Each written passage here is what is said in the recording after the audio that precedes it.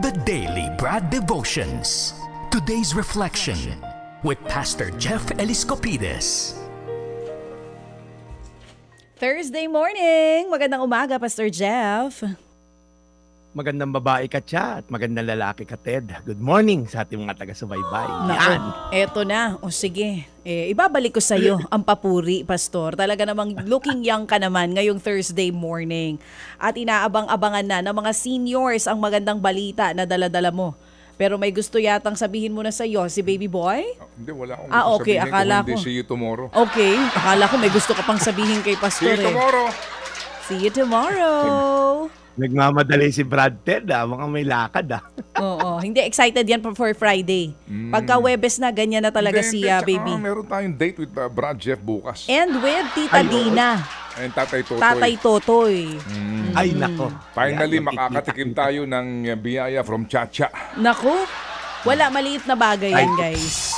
Excited na ako. Sige. Alright, sige. So Brad, anong ating magandang balitang hatid ngayon ng ating The Daily Brad? Ito, Cha, speaking of seniors, happy 60th birthday sa aming kaibigan na si Ray Macalino. Yan, mapapasok na siya sa Ted Filon Fans Club. Happy birthday din. Monday Reed, pare, happy birthday. Iverson Benipayo, pamangkin ko. At isa pang traffic sa EDSA. May mission tayo sa isang kumpanya ng sapatos.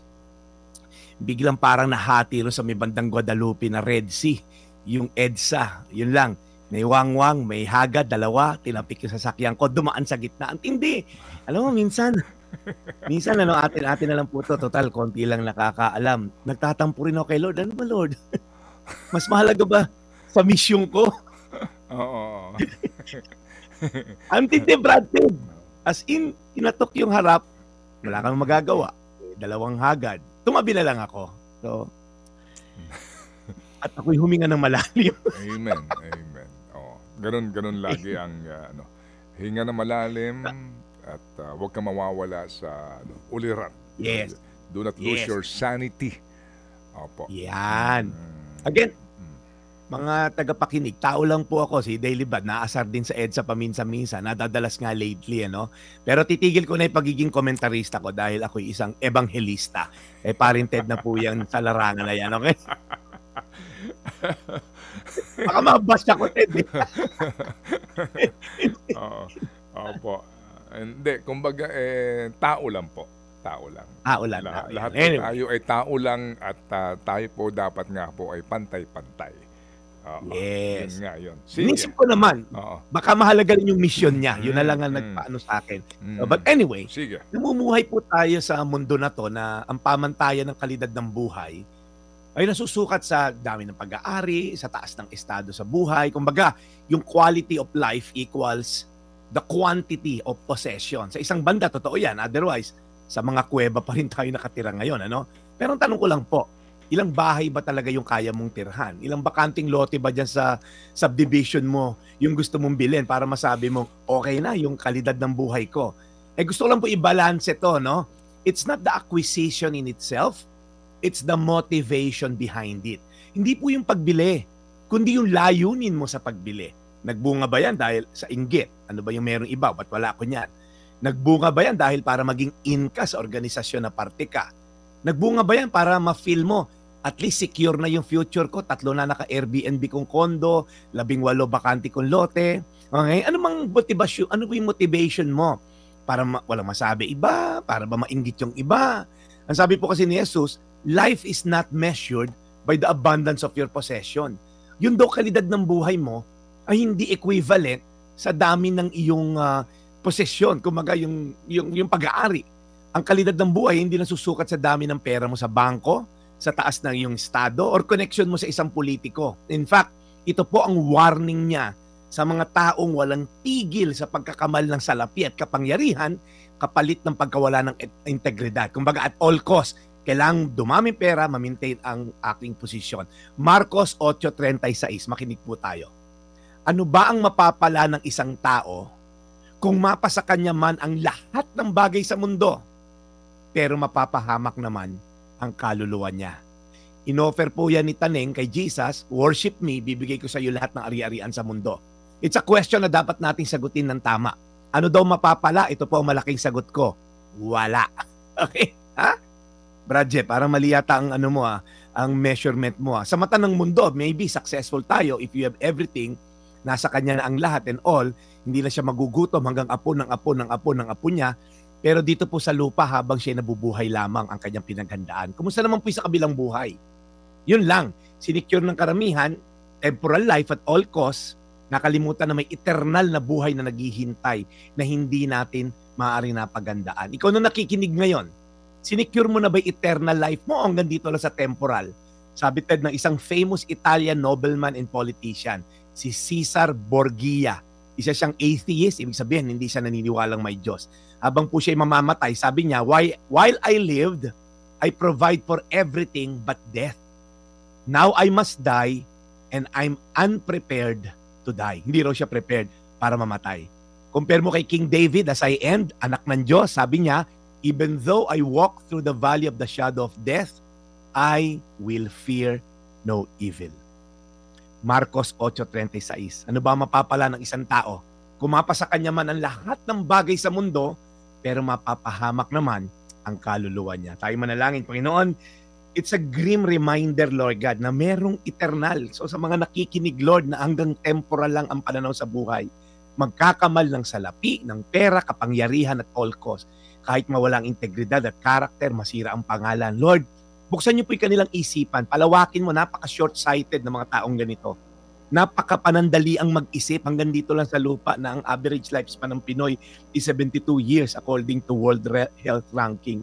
Napakababaw nila mag-isip kung hanggang dito lang sa lupa ang kanilang paghahandaan. Lord, mamutawi sa kanilang bibig, kanilang isipan na may Diyos na dapat sambahin dahil siya lang ang magsasalba sa amin sa eternity. Salamat, Panginoon, sa reminder na to. In Jesus' name. Amen. Amen. Panginoon, muli salamat po sa araw na ito sa magandang mensaheng hatid na naman po ng ating pong The Daily Brad. Alagaan niyo po lagi si Brad Jeff. Gabayan niyo po siya sa kanyang ginagawang pagmimisyon araw-araw at alagaan po ninyo ang lahat ng aming tagapakinig sa amang pong panig ng mundo at alagaan po ninyo ang mga taong tumutulong sa kapwa nang hindi man lang po humihingi ng anumang pong pagkilala o kapalit. In Jesus' name we pray. Amen. Salamat. So, Brad Jeff, today meron ka bang mission outside of your small kingdom? Ayan. Meron kang sa aking kuweba. Oo. Ang aking man cave. Meron tayo, Brad Ted. Meron ako mahalagang meeting mamaya para sa aming first anniversary ng online church ng Rebuild sa February 11 pa naman yan. Hindi ko pa ina-announce dito. Pero sa SMX po yan, Convention Center. Nag-ocular kami kahapon. Maganda yung lugar. So, maraming meetings at suppliers na kakausapin. So, mamaya, matinding meeting. Tsaka dyan, kuidaw ka doon sa mga kanilang, kanilang mga caterers na yung mga caterers na kanilang kinukuha kasi tukoy na doon dahil meron din kami diyang experience dati na yung kanilang caterer sumabit. Oo. At kaya sabihin na kinakailangan pumili ka ng maayos na caterer dyan sa SMX. Yes. Baka kasi mahirap yung takda ng panahon pero wala pa rin yung pagkain nyo. Napunta tayo doon sa usapin na gano'n, ha? Oo. Kung saan naman kami kumain na ang aming ginagamit na ay hindi pa nahuhugasan. Cubiertos ay hindi pa nahuhugasan dahil naman talaga sa nagkasabit-sabit ang mga caterer nila. Okay. Yan. At doon sa ating kinainan kung saan nauna ang main course bago ang soup.